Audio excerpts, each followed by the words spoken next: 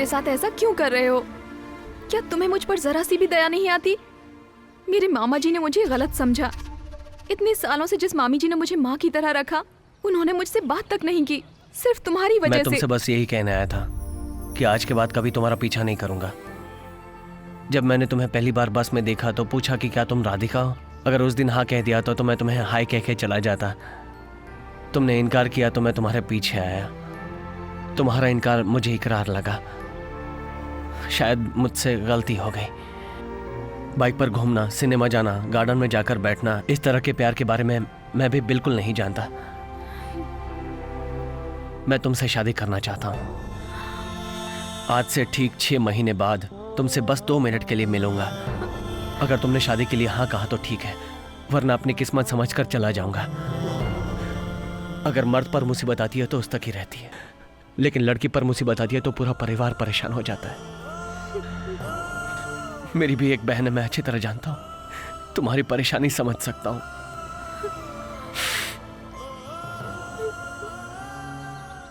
तुम्हें रेस्टोरेंट में बुलाना मेरी गलती थी, मुझे माफ कर दो। माँ, तेरे पिताजी को गुजरे 10 साल हो गए, लेकिन मुझे पता ही नहीं चला। 10 साल 10 मिनट की तरह चले गए।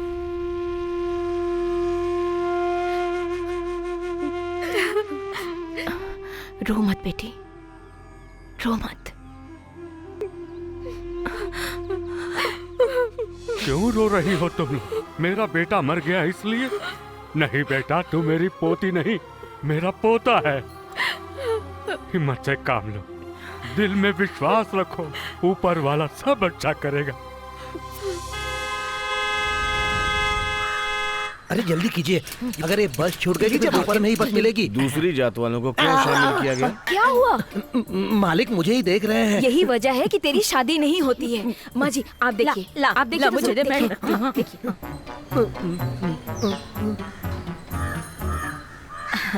क्यों भगवान, यहाँ क्या चल रहा है? बिल्ली बैठी है, कुत्ता चल रहा है, मैं चल रही हूँ, आप चल रहे हैं। वो सब तो ठीक है, ये मुसद्दी की मछली करी को लेकर यहाँ वहाँ चल रहा है ना, वो क्या बात है?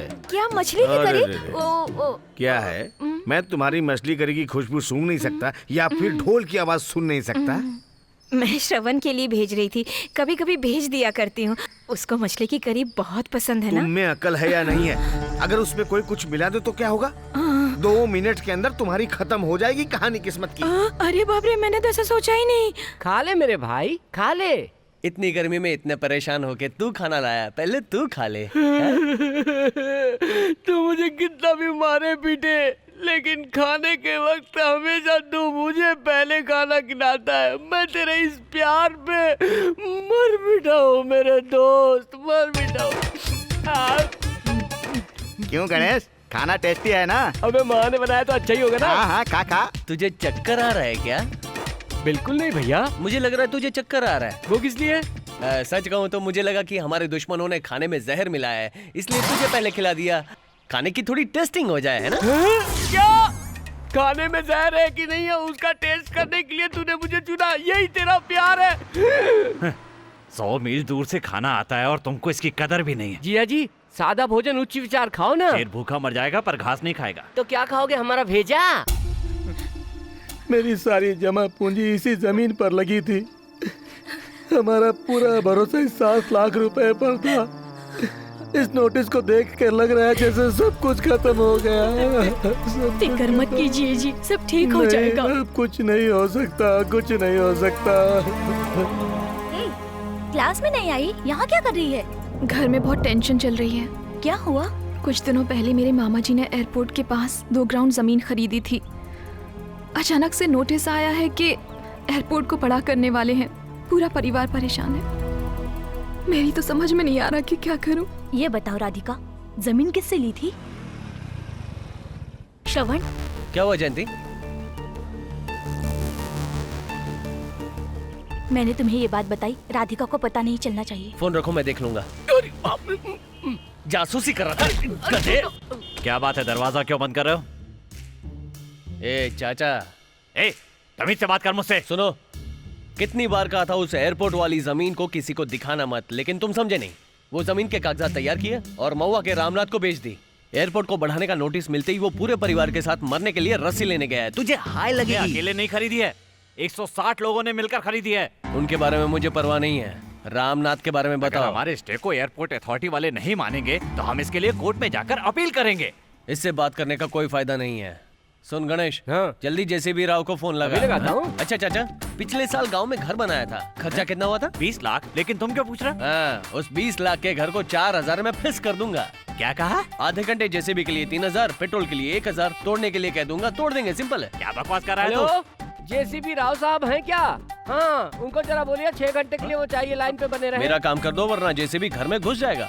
एक नया घर तैयार हुआ है, उस घर को तोड़ना है। नए घर को क्यों तोड़ना है? उसका वास्तु सही नहीं है ना। अच्छा बताओ मुझे क्या करना होगा?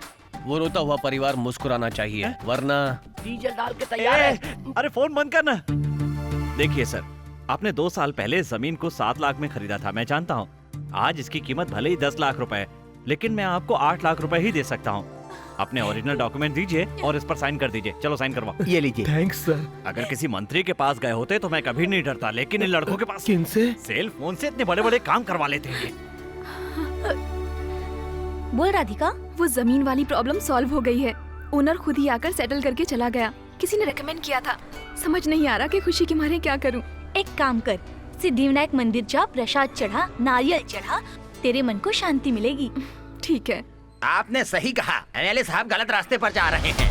नदी से बालू निकालने का कॉन्ट्रैक्ट इसने अपने बेनामी कंपनी के नाम पर ले रखा है। हर दिन 250 गाड़ी का परमिट लेकर 400 से 500 गाड़ी निकाल रहे हैं। सारा बालू दमन से हैदराबाद जा रहा है, वो भी ट्रकों में भरकर। हमने सारे चेक पोस्ट पर पूछताछ कर ली है। तहसीलदार को मैं साथ लाया हूँ। बुलाओ। बताइए सर। साहब नमस्ते।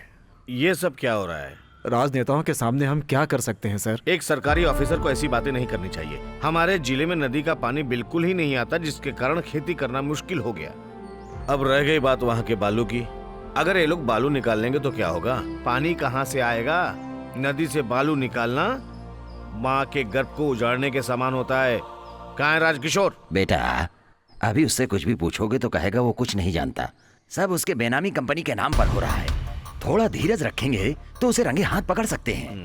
ठीक है। भैया, आपके लिए एक मैसेज आया है। क्या है? P फॉर पॉकेट मार, T फॉर तड़ीपार, C फॉर चोर, G फॉर गुंडा लिखा है। किसने भेजा है? सेकंड ईयर का अशोक। कहाँ है अशोक? अशोक कहाँ है? निकल बाहर! अरे अशोक कहाँ है? नहीं किया, बसंत ने किया है। चलो रे, सब लोग यहाँ आओ, जल्दी आओ। पूरा कॉलेज वाले इधर आओ। किसी ने मुझे फॉरवर्ड किया था भैया। नहीं पता तेरे को? 30 सबको मार खानी पड़ेगी। मैंने फॉरवर्ड किया था। सबका मोबाइल चेक करे। किसने भेजा? कल कैंटीन में मैंने मंजू को भेजा कौन अशोक है? था और पता नहीं उसने किस किस को फॉरवर्ड कर दिया। वरना सबको क्या भुगतना किया पड़ेगा। तुमने? अगर किसी के इनबॉक्स में ये मैसेज मिला तो उसे नंगा करके खड़ा कर दूंगा। बोलो जयंती। ये किसका नंबर है? उस मैसेज को मेरे नंबर पर भेजो। मैं राधिका को फॉरवर्ड करता हूँ, उसे डिलीट मत करना। क्या रे, ये नंबर तेरा है? ये किसका मोबाइल बज रहा है? श्रवण का मैसेज। समझ नहीं आ रहा। चुप करना। चेक करो। मुझे नहीं पता कहाँ जा रहा है बे? मुझे नहीं पता। तब पता नहीं मैं चलेगा, नहीं कोई यहाँ जानता से नहीं जाएगा। सर, मैंने कुछ नहीं किया। इसका मोबाइल चेक करो। मंजू भेजी है भाई। तुमको किसने मैसेज भेजा था? हाँ? राधिका। तूने मैसेज भेजा था? वो मैसेज मैंने फॉरवर्ड नहीं किया। मैं नहीं जानती। 9824444612। ये किसका फोन नंबर है? मुझे नहीं पता। किसका नंबर है ये? बॉस, मेरा नंबर है बॉस। वो मैसेज मैंने तैयार किया था। सब लोग अपनी अपनी क्लास में जाओ। जाओ, चलो सब लोग क्लास में जाओ। जाओ, जाओ, जल्दी जाओ। चल, क्या कर रहे हैं आप?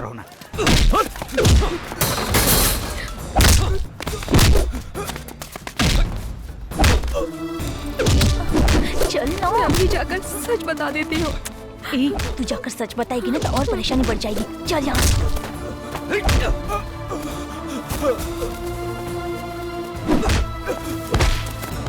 पीटर, जाने दो इसे। पीटर, छोड़ो, छोड़ो। समझा दो इसको। पीटर, जानते हो ये कौन है? चाचा, कुछ मत कहिए, गलती मेरी है। गलती है? मैं कह रहा हूँ ना, ऐसा नहीं होगा। लेकर जाओ इसे। जानता नहीं किससे पंगा ले रहा है। आओ श्रवण, आओ।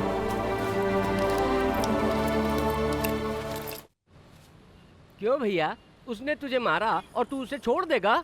और जीजा जी तुम भी देखते रहे ना, इस शहर में काम करने से तो अच्छा है कि गांव जाके गाय का गोबर उठाओ, उससे कुछ पुण्य मिलेगा। बकवास बंद कर। मुझसे क्या कह रहा है? इसने बेकार का मैसेज क्यों भेजा? वो तो ऐसे ही मैसेज भेजेगा, पर तुम्हें तो उसको बचाना चाहिए था ना।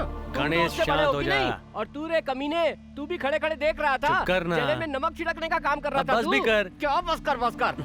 तेरे मन में जो आएगा वो तू करेगा ना, तो मैं भी अभी मालिक को फोन करता हूँ और बताता हूँ सब कुछ कि क्या कर रहा है तू। फोन छीन लेगा तो क्या पीसीओ खत्म हो गया? मैं पीसीओ जाके फोन कर लूंगा, लेकिन मालिक को सब कुछ जरूर बताऊंगा। मैं इसलिए शांत बैठा हूँ कि बात बढ़ेगी तो उस लड़की को कुछ हो ना जाए। तू चिल्लाए जा रहा है, मार डालूंगा। मार डालना है तो मार डाल, लेकिन मैं भी इस शहर को छोड़ के जाने से पहले उसे तेरे पैरों में नहीं गिराया ना, तो मेरा नाम बदल देना तू। ये सब क्या है सर? उस टीचर ने सीधे कमिश्नर से कंप्लेंट कर दिया। उस टीचर की तो बैंड बजा दूंगा मैं। चुपचाप तू अरेस्ट हो जा। 1 हफ्ते बाद ये फाइल इस टेबल से वहाँ चली जाएगी और तुझे बेल मिल जाएगी, नहीं तो कमिश्नर तेरे पीछे पड़ जाएगा, समझा क्या? ठीक है, मुझे अरेस्ट कर लीजिए। मुझे बहुत दुख हो रहा है जयंती, 1 हफ्ते से सो नहीं पा रही हूँ। मेरी गलती की सजा उसे मिली, इस बात से बहुत दुख हो रहा है। पता है मैंने 4 बार सॉरी मैसेज भेजा, लेकिन कोई जवाब नहीं आया। मुझे लगता है कि मुझे खुद उसके पास जाकर माफी मांग लेनी चाहिए। अच्छा, जब सॉरी कहने जाओगी तो थैंक्स भी कह देना। थैंक्स किस लिए? उस दिन जमीन के मालिक ने जो पैसे दिए थे उसके लिए रेकमेंड करने वाला और कोई नहीं, श्रवण ही था। उसी ने अपने मालिक से बात करके तुम्हारे पैसे लौटाने का इंतजाम किया।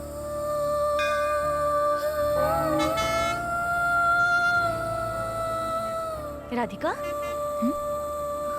पता नहीं इसका ध्यान कहाँ पर है। क्या सोच रही हो? कुछ अच्छा ही सोच रही हूँ। श्रवण से मिलकर सॉरी कहने वाली हो? नहीं, मैं उसे हाँ कहने वाली हूँ। Hey, yes, I want to convey my love. Love? हाँ, उसका अप्रोच शायद ठीक नहीं था, लेकिन उसके कैरेक्टर ने मुझे बहुत इम्प्रेस किया है। मुझे उससे मिलना है। 6 महीने बाद वो तुमसे मिलने जरूर आएगा, ऐसा उसने कहा था। उस दिन मैंने कैलेंडर देखा तो 1 अप्रैल थी, फूल्स डे। मुझे लगा कहीं श्रवण को धोखा ना मिले, लेकिन तुमने अपना फैसला बदलकर बहुत अच्छा किया। ए श्रवण, पीटर आज जेल से आ रहा है, तुम यहाँ रुको मत, चले जाओ। डरपोक कहीं के, वो मेरे पास नहीं आएगा, उस मास्टर के पास जाएगा। उसने बेकार में जाकर कंप्लेंट की। कम से कम कोई तो हिम्मत वाला है यहाँ पर। सुन, जाकर देख कॉलेज में क्या हो रहा